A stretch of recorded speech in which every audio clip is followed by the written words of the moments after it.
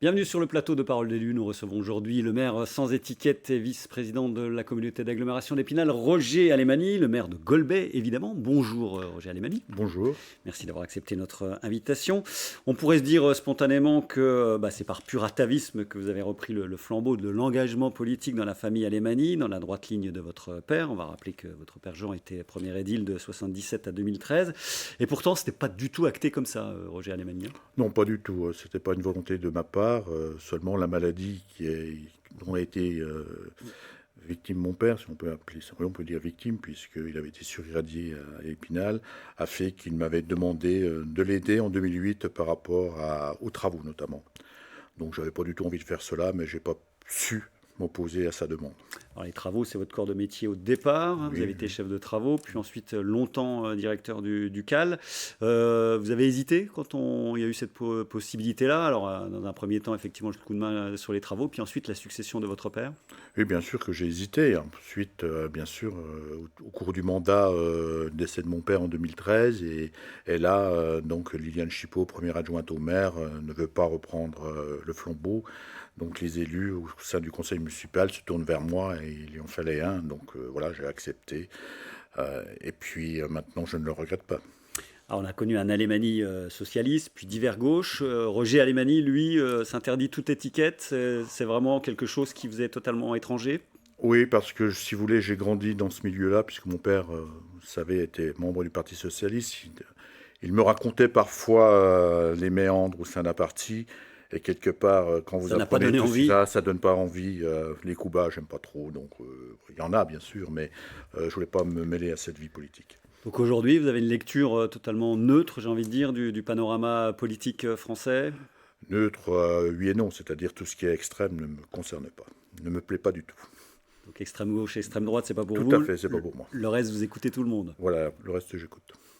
Alors, on va parler évidemment du sujet du moment, les retraites, avec donc cet acte 4. On va avoir quelques images dans les rues d'Épinal, de Saint-Dié et même de Neufchâteau samedi. Deux questions. Est-ce que vous êtes surpris par l'ampleur et la durabilité de ces manifestations? Et puis, vous, généralement, que pensez-vous de ce projet de réforme, à la fois sur le fond, mais aussi sur le timing? Est-ce que c'était le bon moment? L'ampleur, la durabilité, non, je ne suis pas surpris, parce qu'aujourd'hui, quand on demande aux gens de travailler un peu plus, c'est sûr que ça fait jamais plaisir. Ensuite, sur le fond, j'espère que le gouvernement ne se trompe pas. Je ne pense pas, puisque je ne pense pas qu'il soit très heureux d'avoir autant de gens dans la rue aujourd'hui et que ça crée autant de problèmes. Ensuite, je pense et j'espère que sur cette réforme des retraites, il y aura des adaptations nécessaires, je le pense, par rapport à la pénibilité, par rapport aux carrières longues. Voilà, je crois que tout est dit quand on dit cela. Ensuite, sur les régimes spéciaux, j'ai envie de dire que j'y suis tout de même assez favorable, parce qu'aujourd'hui, il faut essayer de lisser le mieux possible la retraite pour cette population qui travaille. Donc, vous êtes favorable à l'abandon des régimes spéciaux, Oui, hein. oui, assez C'est ce qui a été favorable. largement acté Oui, d'ailleurs, hein. je pense que c'est tout à fait logique aujourd'hui. Il y a des gens qui n'ont pas assez et d'autres qui ont sûrement trop, quoi. Alors, il y a une petite musique qui monte Oui. aussi, c'est le sentiment que ce sujet-là est en train d'éclipser tous les autres. Est-ce que c'est quelque chose qui vous parle aussi? C'est-à-dire qu'on parle trop des retraites en oubliant tous les autres problèmes.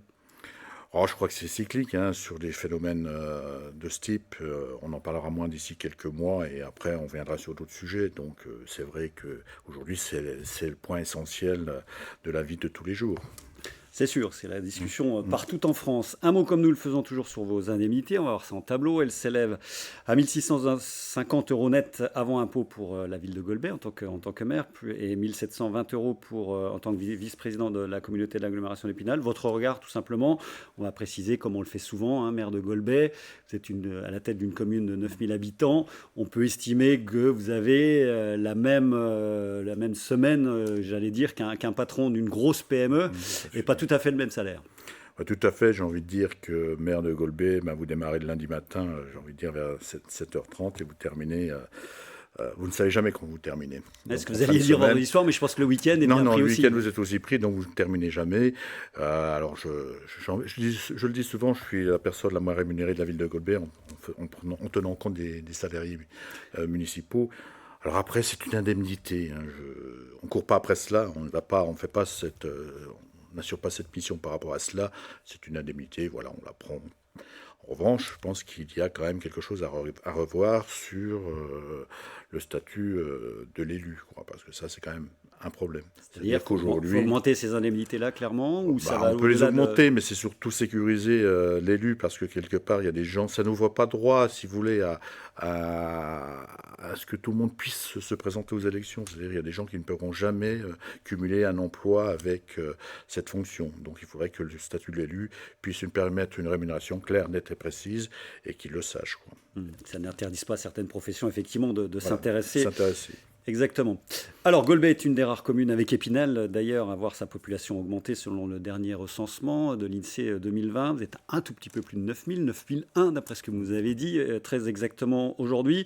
Ce qui veut dire aussi que l'immobilier marche très fort chez vous. Le taux de vacances, je crois que c'est autour de 3%, alors que la moyenne départementale, c'est 11%. Est-ce que ce sont des problèmes de riches, tout ça? Comment vous analysez les choses? L'analyse, si vous voulez, on a légèrement augmenté parce que sûrement que notre ville est attractive, on y trouve tout ce qu'il faut, aussi bien en matière sportive, éducative, culturelle ou autre. Mais si, alors souvent j'entends dire, oui, mais il y a un secteur important qui est le secteur de Maximont-les-Blanchemont, où il y a à peu près 850 logements construits. Mais je dois dire que si on n'avait pas construit cela, on serait aussi en perte de vitesse comme de nombreuses communes. Pourquoi cela? Parce qu'aujourd'hui, on sait très bien, il y a de plus en plus de gens qui décohabitent avec des séparations, et il nous faut un grand nombre de logements. Donc, si on n'avait pas fait cela, on aurait perdu des habitants. Donc à taille de population égale, il faut plus de logements disponibles. Exactement. Et puis après, voilà, il y a sûrement un peu d'attractivité au niveau de la ville, une fiscalité qui n'est pas très élevée, donc qui fait qu'on attire un peu de monde. Est-ce qu'on peut atteindre les 10 000 un jour? Alors, ce n'est pas forcément l'alpha et l'oméga, mais... Je ne le crois pas du tout, puisqu'en plus, nous n'avons plus beaucoup de terrain disponible. Le dernier projet important qu'on aura mené, c'est le quartier Axo, où il y aura un peu de logements, quelques logements. Mais sinon, au niveau des réserves foncières, c'est relativement réduit maintenant. Alors c'est également une commune qui a énormément d'emplois industriels, cette ville de Golbet. C'est la plus industrialisée des Vosges, sans contestation, rapportée au nombre d'habitants. C'est quoi, c'est 5000, un peu plus? 5500 emplois sur la ville de Golbet. Donc on va rappeler tous les gros qui sont chez vous, Norske Skog, Pavatex, Latran, Michelin, Fif Cryo. Tout cela a profité longtemps à la commune directement via les taxes. Aujourd'hui, ça passe par la CAE. La ville, malgré tout, s'y retrouve. La ville s'y retrouve uniquement sur les taxes foncières, et puis on a une attribution de compensation qui est assez importante, qui nous revient bien sûr. C'est à peu près 5 400 000 euros. Attribution de compensation qui est figée tout de même, c'est-à-dire que la dynamique des bases revient à la CAE. C'était le deal, effectivement, avec Michel Heinrich au départ. Aujourd'hui, on peut dire que votre ville est riche. Alors, c'est le paradoxe de Golbet, c'est-à-dire qu'il y a toujours eu, de votre père, on sait bien comment ça se passait également, une épargne très importante et en même temps un revenu médian qui est très faible chez vous. Vous avez une population qui est nettement en deçà de la moyenne départementale. Oui, tout à fait. Alors, quand on dit c'est une ville riche, c'est une ville, je dis toujours, qui est moins pauvre que certaines. C'est-à-dire que nous, on arrive à dégager notre section de fonctionnement à peu près 2,5 millions à 3 millions d'euros par an, puisque nous avons une masse salariale qui est relativement faible, puisqu'il y a qu'à peu près 85 salariés sur la ville de Golbet, ce qui est faible par rapport à une ville de cette strate. Donc, ça nous permet d'avoir un excédent de fonctionnement assez important qu'on remet sur l'investissement. Eh bien, on va en parler justement des investissements, deux gros chantiers à venir. Un gymnase donc, qui va voir le jour cette année, ça va commencer cette année du côté de la LE Doyen, 4 millions d'euros, qui aura quelle destination? Alors c'est un gymnase qui sera destiné à l'ensemble des associations sportives et aussi de la ville et associatives, puisque sur notre territoire, on n'a qu'un seul gymnase qui est partagé avec le collège, qu'on appelle le COSEC. Donc ça devient très difficile au niveau des plannings de pouvoir satisfaire tout le monde. Et puis le gros chantier derrière, là, il faudra attendre plusieurs années, c'est une salle multi-activité sur le quartier Axo. Là, on multiplie les coûts par 3, ce sera 12 millions d'euros. Donc salle de spectacle et sportive également. Oui, c'est ça. Donc c'est un gros projet que l'on a sur Axo. On va commencer dès cet été à démolir déjà une première phase. Tout ce qui est en périphérie, de la rue de Domèvre et de la rue Littéraire. Et puis, on va pouvoir s'attaquer à la dépollution d'une partie du site. Et puis, la deuxième phase où il y aura donc cette salle, je crois à l'horizon de 2025-2026, d'environ 2000, qui pourra attirer 2000-2500 spectateurs et qui sera modulable pour du sport et de la culture. quartier Axo qui va être totalement reconfiguré. Vous l'avez dit, il y aura également du logement. Tout à fait, puisque nous sommes en train de réviser notre PLU pour avoir plusieurs zones, c'est-à-dire une zone de loisirs par rapport à cette salle, une zone de logement, et puis des zones qui seront peut-être affectées à de l'habitat, mais ultérieurement dans les 5 à 10 années qui viennent. Alors, on parlait d'une salle à vocation partiellement sportive. On va en venir au basket, évidemment, le dossier qui fâche un petit peu, avec l'espoir de revenir au meilleur niveau possible, évidemment. On va rappeler qu'il y a eu dépôt de bilan, que le club est aujourd'hui en pré-national, le club qui s'appelle Basket Club Golbet-Épinal, donc il y a toujours Golbet associé à Épinal. Vous êtes en froid avec les dirigeants qu'on voit là, Hervé Brech et son équipe. Où est-ce qu'on en est dans ce dossier? Et est-ce qu'il serait possible, éventuellement, que Golbet prenne totalement son autonomie, qui est un club de basket à Golbet, pour couper court avec cette association Épinal? Tout à fait. Écoutez, c'était le dossier de l'été dernier où on s'est battu pour essayer de sauver le club, avec le maire d'Épinal d'ailleurs, et un projet nous avait été présenté par l'équipe actuelle qui dirige ce club. Et à partir du mois d'août, il y a eu un changement de direction, enfin pas de direction, mais d'option, et ils ne respectaient pas les engagements qui avaient été pris. Alors j'étais très déçu, puisque moi je me suis engagé sur quelque chose.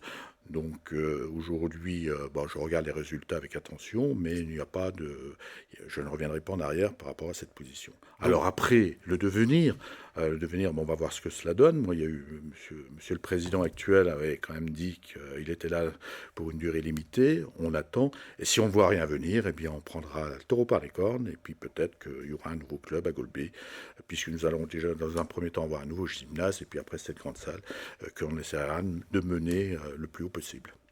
On verra ça. Puisqu'on parle de la communauté d'agglomération, dont vous êtes le vice-président en charge de l'urbanisme et de l'habitat, on va un mot d'abord sur son périmètre et son rayon d'action. On a le sentiment encore que parfois il y a besoin de convaincre. Pour vous, c'est 78 communes et à peu près 115 000 habitants, c'est totalement adapté et c'est le bon dimensionnement aujourd'hui? C'est sûrement le bon dimensionnement, mais seulement il faut aussi qu'on travaille dans le temps. C'est-à-dire qu'on ne peut pas tout faire en même temps. Il faut que les gens comprennent que, il y a beaucoup de projets à mener et il y a beaucoup de travaux à faire sur tout le territoire. Donc on ne peut pas non plus répondre à la demande à l'instant T pour tout le monde. Donc il faut continuer à s'approprier tout cela. Tout à fait. C'est ce qu'on a bien compris. Il reste 45 secondes. Je voulais quand même vous parler de la maison de l'habitat, puisque c'est votre délégation, siège de l'agglomération, avec ce guichet d'accueil des particuliers en quête d'infos sur la rénovation thermique. Ça fonctionne bien? Ça fonctionne très bien. Donc c'était vraiment un besoin.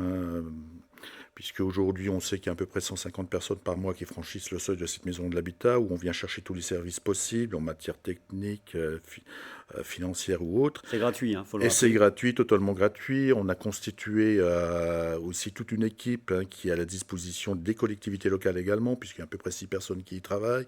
On y met financièrement une somme assez importante, puisque c'est 1 million d'euros qui sont donnés à toutes les personnes qui ont des projets de rénovation énergétique ou de rénovation de l'habitat.